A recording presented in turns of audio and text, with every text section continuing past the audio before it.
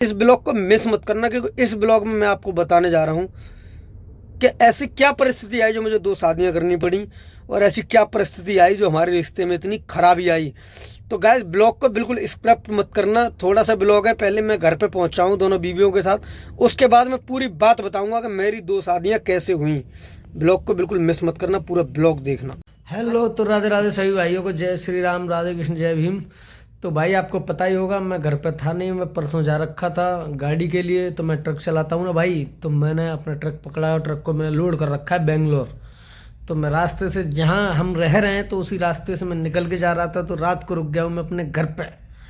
और घर पर रुकने के बाद सारी रात किया है, इस जूली ने मुझे बेहद परेशान, सोने नहीं दिया, कभी पैर काट रही है, कभी नाक काट रही है, कभी आँख काट रही है कहाँ हरामजादी को लेके आई हो। इसने सारी रात नहीं सोने दिया। तो अब बज गए 10-11 बज गए, अब जाके मैं उठाऊँ सुबह 5 से 6 बजे सोया हूँ। तो अब 10 से 11 बजे जाके मैं उठाऊँगा, उठने के बाद चाय नाश्ता करूँगा।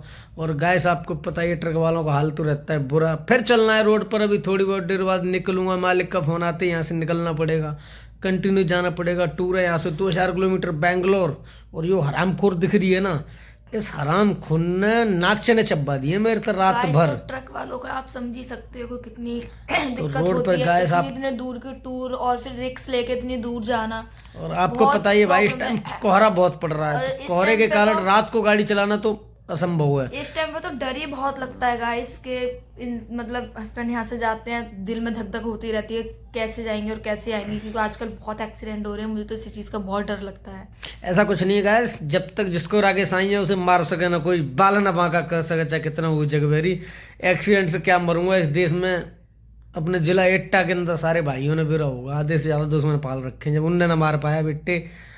तो ऊपर वाले पे भरोसा रखो, अपने प्यार करने वालों पर भरोसा रखो। तो भाई बस आप प्यार करते रहो और हम जिंदा रहेंगे, आपसे मिलते रहेंगे और आपका मनोरंजन भी पूरा करते रहेंगे। हम गुंडे के साथ साथ मनोरंजनवादी भी पूरे पूरे हैं मेरे भाई। तो ये रही हमारी जूली, और हम भाई अब गाड़ी लेके निकलेंगे। रात में बहुत परेशान, तो इसको लेके ये नहीं है, ये सोए नहीं है, तो ये हो गए परेशान। अभी गाड़ी कैसे चलाएंगे वो यही जानते हैं। तो गाइस सब मैं थोड़ा चाय पी लूँ, चाय पीने के बाद मैं थोड़ा नाश्ता कर लूँ, नाश्ता करने के बाद आपसे मिलता हूँ। फिर मैं अपना बैग पैक करूँगा और यहाँ से रवाना होऊंगा अपनी गाड़ी पे। तो गाइस चाय पीने के बाद मिलते हैं फिर। हेलो गाइस, तो जय श्री राम, राधे श्याम। तो घर से मैं फाइनली आ चुका हूँ, मैं घर पे गया था और घर से अब मैं आ चुका हूँ अपने गाड़ी पे।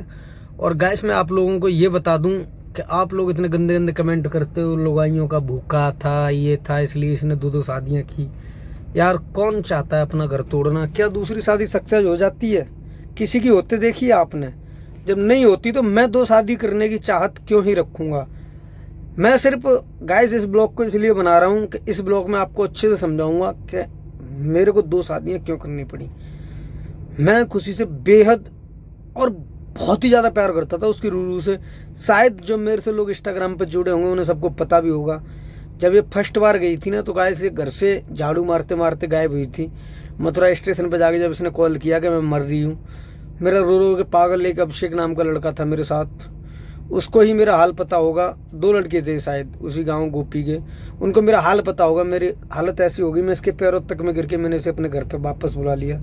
उसके बाद मैं जेल चला गया, थोड़ी बहुत हम में तुन्ना मुन्नी हुई, ये फिर चली गई। मैं रो रो के इसके लिए 3 दिन पागल हुआ, तीसरे दिन मैंने इसे वापस बुला लिया, इसके पैरों में गिर गया दिल्ली में जाके। मेरा एक भांजा लगता था, वो भी मेरे साथ गया। उसके बाद जब ये तीसरी बार फिर ऐसे ही गई बिना बताएं, ये 1 से सवा महीने बाद आई, मेरी वो कंडीशन हो गई कि जहर जैसी चीज़ों से मुझे गुजरना पड़ा। मौत को गले लगा के मैं बचा, लेकिन फिर भी इसको छोड़ने का मैंने नाम नहीं लिया। मेरी माँ भी बोलती थी, रिश्तेदार बोलते थे, क्यों पड़ रहा है उसके पीछे जब वो तुझे घास नहीं डाल रही, वो तेरे से प्यार नहीं करती। मैंने एक किसी की ना सुन के बस मैं अपने काम पर ध्यान देता गया। मैं इसे तीसरी बार भी लेके आया। कुछ ही टाइम बाद चौथी बार मैम साहब हमें थाने में बंद करा के अपने माँ बाप के साथ चली गई। हम रोते रहे, बिलखते रहे। 1.5 महीना कट गया, 2 महीना कट गया, 3 महीना कट गया। हाँ सॉरी, ये चली गई। इनके जाने के 4 दिन बाद हम जेल चले गए। हमने 2 महीना जेल काटी, ना कोई इनने हमसे मुलाकात की। जेल में ही जाके हमने दिल को अपने को पत्थर कर लिया। जब ये शायद चौथी बार गई थी तो इतना दिल को पत्थर कर लिया। मैंने कहा तुम आओगी नहीं तो भी हम पे कोई फर्क पड़ता नहीं है। लेकिन फिर भी इनका हमारे पास फ़ोन आया, इन्होंने बोला अब जो हो गया भूल जाओ। तो गाइस हम इनको चौथी बार भी लेकर आए। समझना मैं लुगाइयों का भूखा हूँ या मैं मजबूर था। आप लोग यहाँ से कि अनुमान लगाना कि मैं एक औरत का भूखा था या मैंने अपनी मजबूरी में ये कदम उठाना पड़ा। कोई नहीं चाहता अपना घर बर्बाद करना। आज मैं खुश नहीं हूँ दो रख के जितना मैं एक के साथ खुश था। और शायद मेरी ऐसी गलती कोई भाई करना भी मत कभी लाइफ में, क्योंकि ये करना एक सरासर गलत हो जाता है। उसके बाद ये आई 6 महीने हमने इनको बहुत लग्जरी लाइफ, उस टाइम की वीडियो भी देखना आप, पिछली सन 2024 की सन 2025 में मार्च के बाद इनकी हमारी वीडियो में बड़ी लग्जरी लाइफ। उस टाइम अच्छा पैसा भी कमाया मैंने, सब कुछ किया, बड़ी अच्छी लग्जरी लाइफ जिलाई ने। उसके बाद भी भाई हम जाके हुए अकराबाद शिफ्ट। अकराबाद रहते रहते 7 से 8 दिन हुए। इनकी मौसी का आना जाना हुआ हमारे घर, इनकी मौसी जी का आना जाना हुआ। कोई शख्स था ऐसा, हमारा भाई लगता है बड़ा हमारे को, उसको एक आगाज हो गया था कि ये जाने वाली है। उसने हमसे कहा भी था कि ये अब जाने वाली है, लेकिन हमने उसकी बात पर गौर ना देते हुए मैंने भाई अब नहीं जाएगी, 6 महीने हो गए, मैंने अब वो सुधर गई। पता चला कि हम इन्हीं की मौसी को लेके भाई साहब हम कोर्ट में गए थे। इनकी मौसी का इनके मौसा जी से झगड़ा हो गया, उनका फैसला कराने। पता चला कि खुशी जी गायब। कोई बात नहीं भाई, ये गायब हुई, दिल पे पत्थर हमने पिछली बार ही रख लिया, फिर भी हम पर 10-15 दिन कंट्रोल नहीं हुआ। हम रोए पीटे और उसके बाद रोते रोते ही हमारी ज़िंदगी में ये हमारी सेकंड वाइफ आई। हमने इनको सारी चीज़ बताई। इनसे पहले एक लड़की और आई थी, चाहे वो फ्रेंड के तौर पे समझ लो, कैसे भी समझ लो। उस लड़की के बारे में मैं नाम नहीं खोल सकता, क्योंकि उस लड़की के नाम खोलने से वो लड़की की कोई प्रॉब्लम हो सकती है, मुझे भी हो सकती है, इसलिए नाम नहीं ओपन करूँगा उसका। सिर्फ वो समझाने के लिए आई थी, मेरे दिल को थामने के लिए, लेकिन मुझे उसकी ज़रूरत नहीं हुई। तो उसके बाद ये आई हमारी वाइफ हमारी ज़िंदगी में, जो आज हमारी सेकंड वाइफ बनी है। इनके हमारे बीच में चलता रहा ऐसे एक फ्रेंड के तौर पे। तो ये हमारी ज़िंदगी में आई तो हमने इनके खुशी जी के पापा को फ़ोन किया कि हम शादी करने जा रहे हैं दूसरी, अपनी बेटी से पूछ लो आना चाहती हैं या नहीं। इनके पापा का जवाब आया कल करे तो आज कर ले शादी, मेरी बेटी को तेरी कोई ज़रूरत नहीं, हम तो डिवोर्स दिलवाएंगे।